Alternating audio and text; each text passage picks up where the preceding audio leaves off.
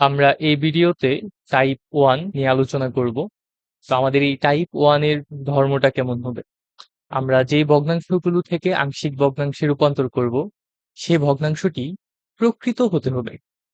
তার মানে তার যেই হর, হরের x এর সর্বোচ্চ ঘাত সেটা বড় হতে হবে লবের x এর সর্বোচ্চ ঘাতের থেকে। হরে কোনো ফ্যাক্টরের পুনরাবৃত্তি হবে না। তো এটা কি বোঝাচ্ছে এটা আমরা পরে দেখব। আর হরের সবগুলো ফ্যাক্টরই লিনিয়ার হতে হবে। তাহলে আমরা একটা উদাহরণ দিয়ে আসলে এই জিনিসটা বোঝাই। প্রথমত ভগ্নাংশটি প্রকৃত হতে হবে। এরকম একটা প্রকৃত ভগ্নাংশের উদাহরণ আমরা নেই। এখানে x রাখলাম আর নিচে হচ্ছে হরের ভিতরে x square minus 5x plus 6। এটা একটা প্রকৃত ভগ্নাংশ। কারণ এখানে লব এর সর্বোচ্চ ঘাত হচ্ছে 1 আর হরের সর্বোচ্চ ঘাত হচ্ছে 2। তাহলে 1 আর নিচে হচ্ছে 2। এটা হচ্ছে একটা প্রকৃত ভগ্নাংশ। এজন্য এই পুরো ভগ্নাংশটাই আমাদের প্রকৃত ভগ্নাংশ। হরের সবগুলো ফ্যাক্টরই লিনিয়ার হতে হবে। তো এখানে যদিও ফ্যাক্টরাইজ করা নাই এই হরটাকে, তো আমরা চাইলে কিন্তু ওই x square minus 5x plus 6 এটাকে মিডল টার্ম করে নিতে পারি, উৎপাদকে বিশ্লেষণ করে নিতে পারি। তো এটা আসলে উৎপাদকে বিশ্লেষণ করলে কেমন হয়? x square minus 5x plus 6, 2 এবং 3 গুণ করলে হচ্ছে 6 হয়, তাহলে minus 2x minus 3x plus 6। এখান থেকে x কমন নিলে x মাইনাস 2, এখান থেকে 3 কমন নিলে x মাইনাস 2। পরবর্তীতে আবার আমরা x মাইনাস 2 কমন নিতে পারি এবং থাকবে হচ্ছে x মাইনাস 3। তাহলে x square minus 5x plus 6 কে মিডল টার্ম করলে x মাইনাস 2 x মাইনাস 3 এটা আমরা পাই। তাহলে এই ভগ্নাংশটা কি আমরা এভাবে লিখতে পারি না? উপরে আমাদের x থাকবে,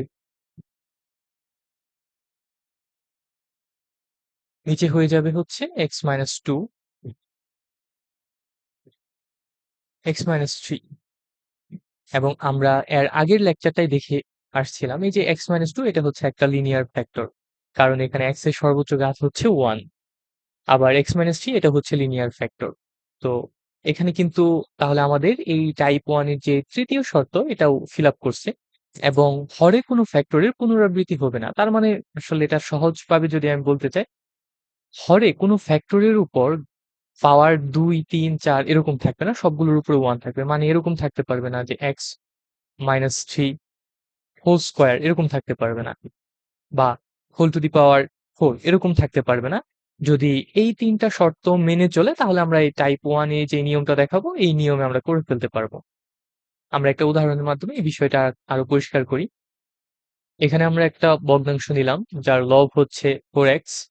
তো 4x তার মানে হচ্ছে এখানে x এর সর্বোচ্চ ঘাত 1, আবার নিচে হচ্ছে x square minus 5x plus 6। এখানেও x এর সর্বোচ্চ ঘাত হচ্ছে 2, 1/2। এটা একটা প্রকৃত ভগ্নাংশ। তো এখান থেকে আংশিক ভগ্নাংশে রূপান্তর করার জন্য প্রথমে আমরা এই হরটাকে উৎপাদকে বিশ্লেষণ করে নিব।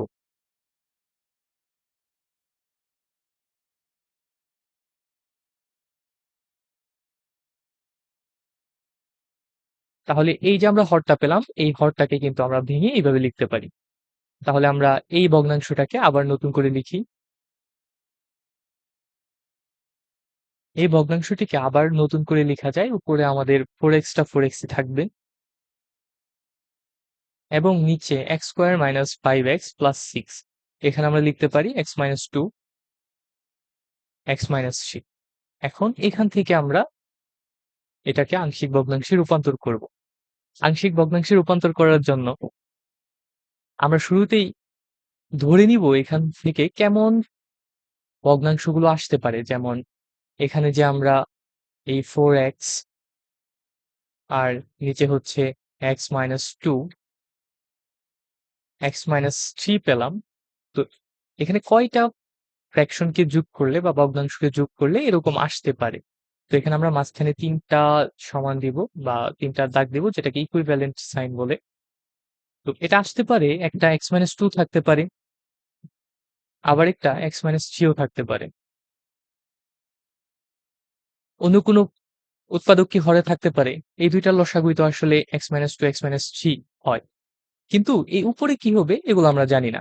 তাহলে উপরে যে জিনিসটা হবে সেটা যেহেতু আমরা জানি না, এইখানে আমরা ২ টা অজানা কিছু ধরে নিব এবং এই যে অজানা A এবং অজানা B ধরে নিলাম, এই ২ টার মানই আমরা বের করার চেষ্টা করব। এটাকে আমরা একটা সমীকরণ দিয়ে প্রকাশ করি ১ নাম্বার।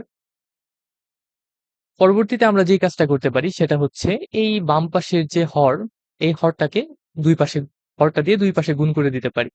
তো হরটা দিয়ে যদি ২ পাশে গুণ করে দেই, তো এইখানে এই পুরাটার সাথে এই পুরাটা কাটাকাটি গিয়ে থাকবে শুধু 4x। আর ডান পাশে যখন আমি গুণ করে দিব, এই x - 2 x - 3 এটা দিয়ে যদি আমি প্রথমটাকে গুণ করি, তাহলে x - 2 আর উপরে x - 2 কাটাকাটি যাবে। থাকবে উপরে শুধু x - 3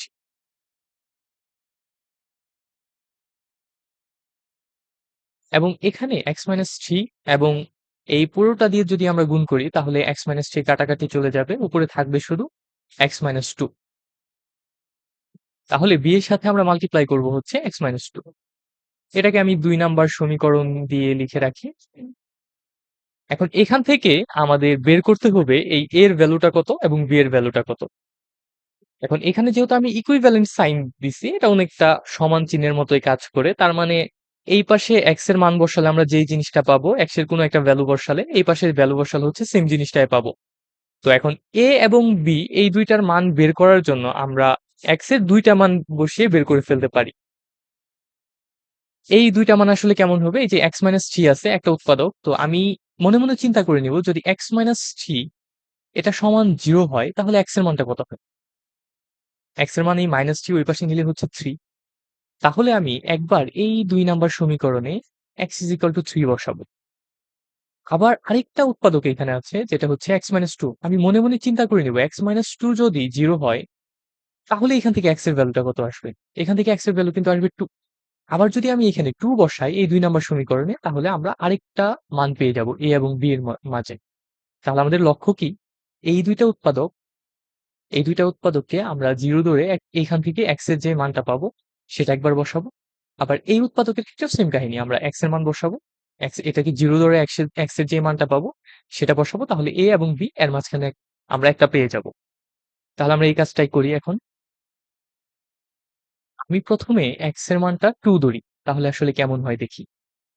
যদি x এর মানটা আমাদের 2 হয়, যদি x = 2 হয়, তাহলে আমাদের বাম পাশে দেখো তো কি হয়?